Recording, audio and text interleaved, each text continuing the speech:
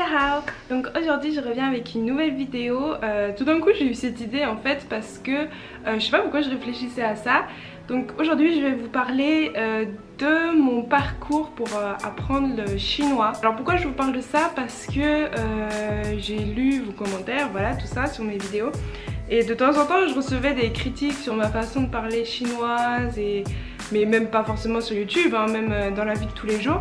Et je me suis dit que c'était intéressant pour vous de voir un peu mon parcours parce qu'il est un peu spécial. Pour vous peut-être ça va vous intéresser. Alors déjà il faut savoir que moi j'ai pas eu de cours de chinois, j'ai tout appris toute seule jusqu'à présent. Voilà, alors j'ai commencé ici, j'ai eu des cours au tout début quand j'ai vraiment commencé à apprendre le chinois, mais sinon c'est tout. Donc alors comment ça s'est passé? Alors moi quand j'ai rencontré mon copain, je parlais pas du tout chinois et lui il parlait très peu français. Donc on avait surtout parlé en français et on a surtout communiqué en français ou un peu en anglais aussi. Et de ce fait, je parle jamais chinois avec mon copain, c'est vraiment genre des petits mots de temps en temps ou c'est tout. Mais on fait pas une conversation en chinois, moi je ne parle que français avec mon copain. Ce qui me freine beaucoup dans l'apprentissage du chinois. Et en fait pour nous maintenant c'est super bizarre de parler en chinois. Parfois de temps en temps je lui dis bon il faut qu'on parle en chinois aujourd'hui tout ça. Et puis on parle en chinois et puis 2 minutes après on retombe en français parce que finalement on est plus à l'aise pour communiquer en français et en chinois on a vraiment du mal. Donc voilà, donc parce que j'ai pas mal de gens qui m'ont dit ouais t'as un copain chinois et puis tu parles pas bien chinois et tout. Bah oui mais le problème c'est que nous on communique pas en chinois, on communique que en français. Par contre maintenant ils parlent couramment français, c'est super, mais moi non. Après donc quand j'ai commencé à apprendre le chinois, j'ai commencé à l'université parce qu'avec mon université on pouvait prendre des cours de chinois gratuitement. Et donc au début ça m'a beaucoup aidé, surtout pour notre prononciation, tout ça, pour voilà la structure des phrases. Et puis à ce moment là j'ai aussi une amie qui m'a aidé à apprendre le chinois parce qu'elle parlait chinois aussi. Et en fait ce qui s'est passé c'est que j'ai progressé en 6 mois, j'ai énormément progressé. En gros en 6 mois je suis passée du niveau 0 au niveau A2 en fait. Finalement j'ai passé le HSK2 au bout de 6 mois, je l'ai réussi. Et en fait, après quand j'ai continué mes cours de chinois, mon niveau était beaucoup trop élevé par rapport aux autres. Et en fait finalement ça me freinait plus qu'autre chose, donc j'ai arrêté les cours de chinois. Après j'ai continué à apprendre toute seule. Et donc c'est là où ça a été vraiment difficile parce que déjà apprendre le chinois toute seule, le chinois c'est déjà une langue super difficile. Et vraiment l'apprendre toute seule, c'est pas facile du tout, d'autant plus que mon copain, le problème c'est qu'il vient du Sichuan. Et dans le Sichuan on ne parle que le Sichuanhua, donc c'est la langue, le dialecte de Sichuan. Et les Sichuanais ils ont du mal vraiment à parler, même Putonghua, enfin le mandarin. Ils ont vraiment du mal à le parler. Moi quand je vois les amis de mon copain, quand je parle avec les amis de mon copain, la plupart du temps ils parlent que en Sichuanais et du coup moi je comprends rien quoi. Et ça c'était vraiment, après c'était la seconde étape pour moi, c'était super difficile parce que finalement je me rendais compte que si j'apprenais le chinois pour moi ça me servait à rien puisque de toute façon eux ils se parlaient en sichuanais. Et entre eux ils parlaient en sichuanais, de temps en temps ils me parlaient soit en chinois, enfin en mandarin, soit en anglais.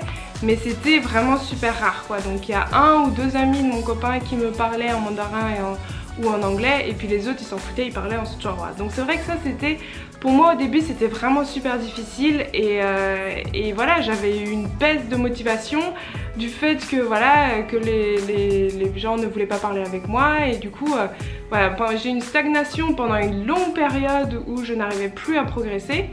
Et du coup ce que je me suis dit c'est que je vais reprendre des cours de chinois. Donc je suis retournée au cours de chinois de mon université. Et là j'ai carrément pris le niveau, c'était le niveau 4, donc c'était le niveau le plus élevé, on était 3 dans la classe.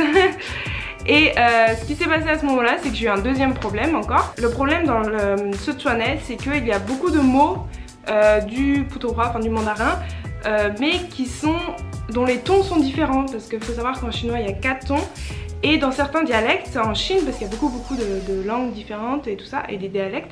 Et du coup, dans ces 4 tons-là, en fait, finalement, le sichuanais, il change tous les tons. Et du coup, ce qui s'est passé, c'est que quand je suis retournée à ces cours de chinois, moi j'avais tous les tons faux parce que je m'étais habituée au sichuanais, au ton du sichuanais, et du coup tous mes tons étaient faux.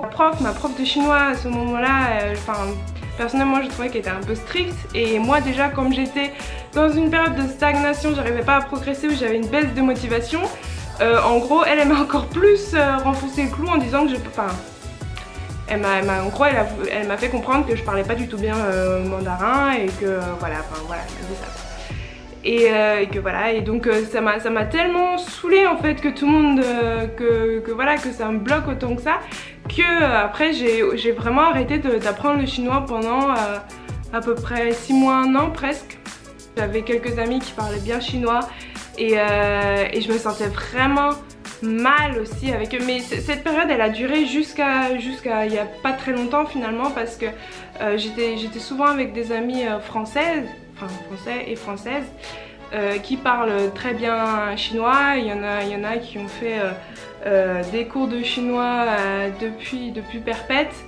Ça fait 10 ans qu'ils apprennent le chinois, ou j'en ai un autre, j'ai une autre amie qui apprend le chinois à l'université, c'est sa spécialité.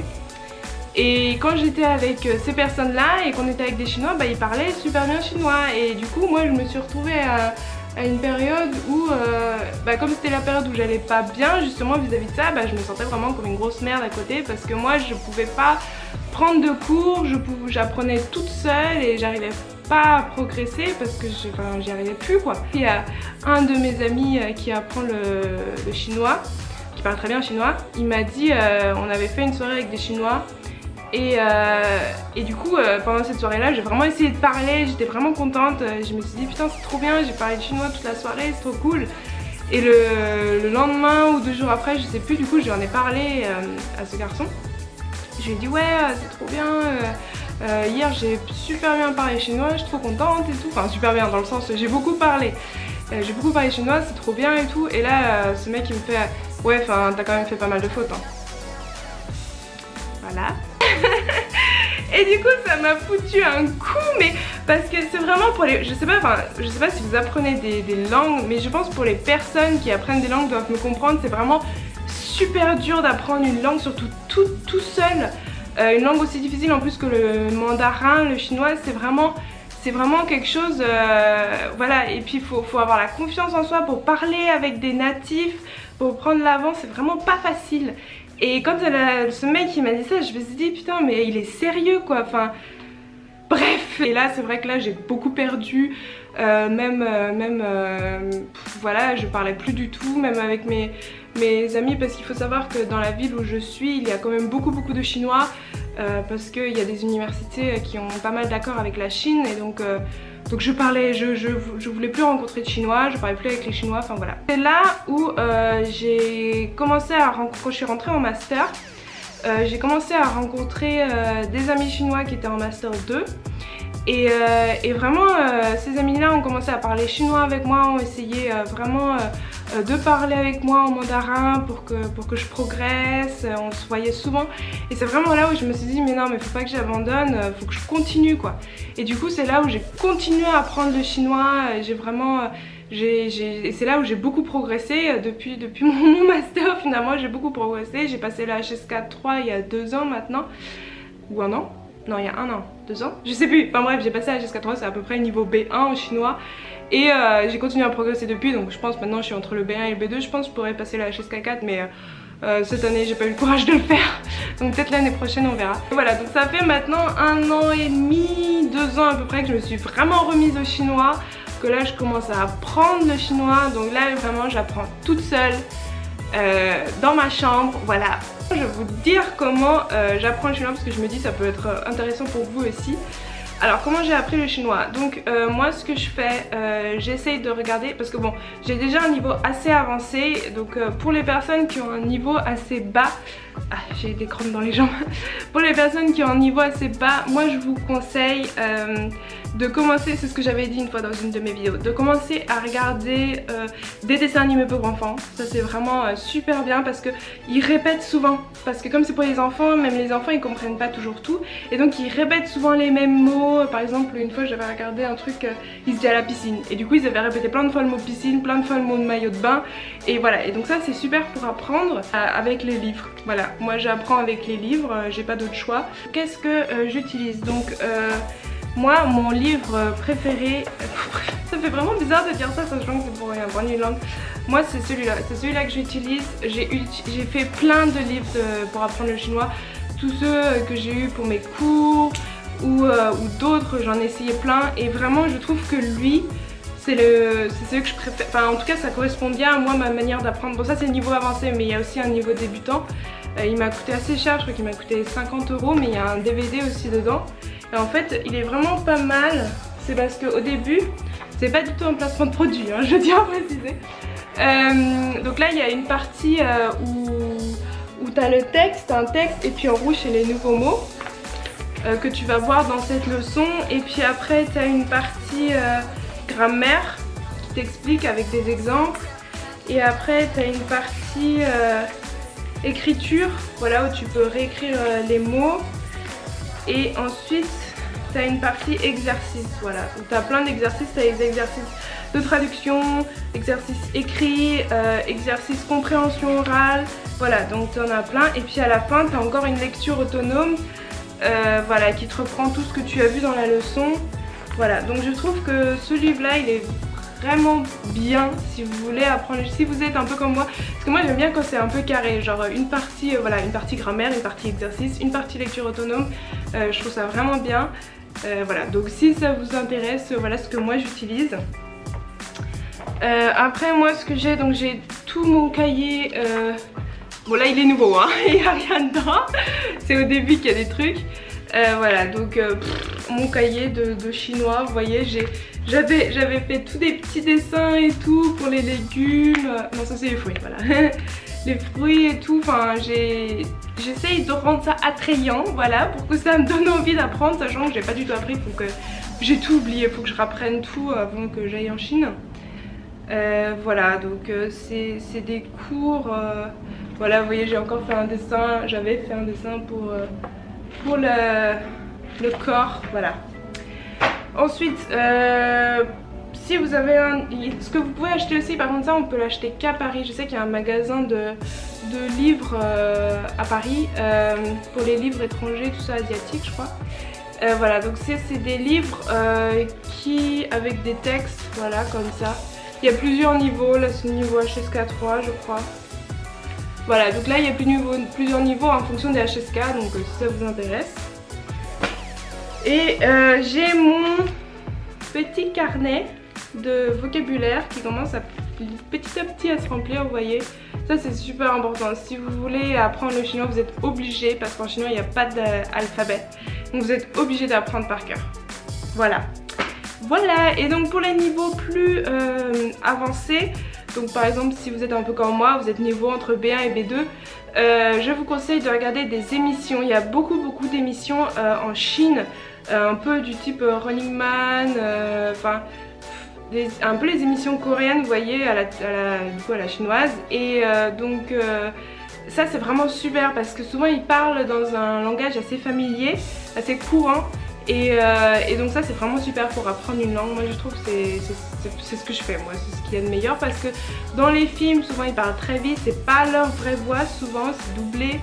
Voilà, c'est plus compliqué à comprendre, moi je trouve. Et donc je pense vraiment que pour progresser, pour apprendre le chinois, les émissions c'est ce qui est le meilleur.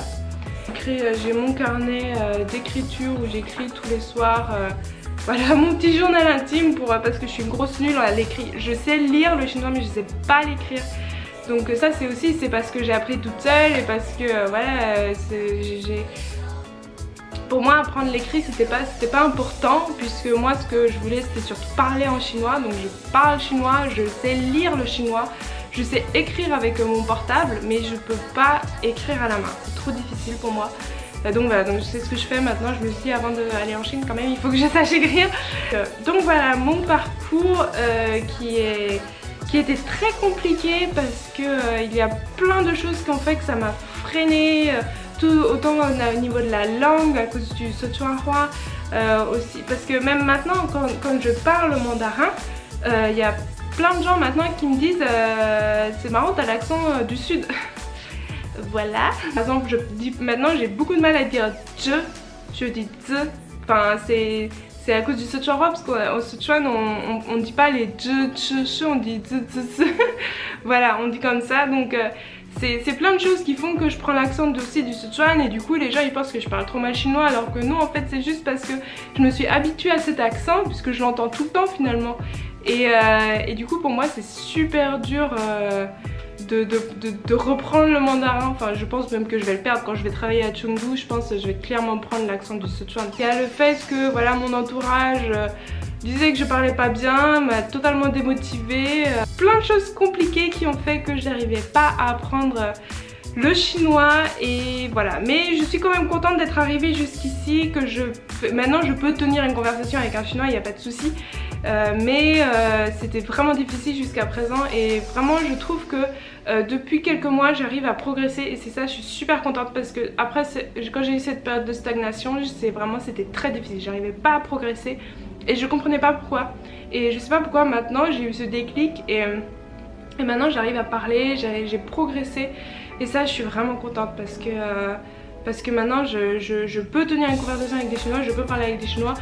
Et voilà, et maintenant aussi je me dis s'il y a une personne qui parle mieux que moi, bah je m'en fous parce que de toute façon elle a peut-être eu des cours, elle a peut-être pratiqué le chinois pendant 10 ans, 20 ans, j'en sais rien, mais moi j'apprends depuis seulement 4 ans et je suis arrivée jusque là toute seule, donc je suis super contente finalement. Je suis super contente de pouvoir aller en Chine parce que je vais pouvoir vraiment progresser là puisque j'aurai pas le choix, il va falloir que je parle mandarin.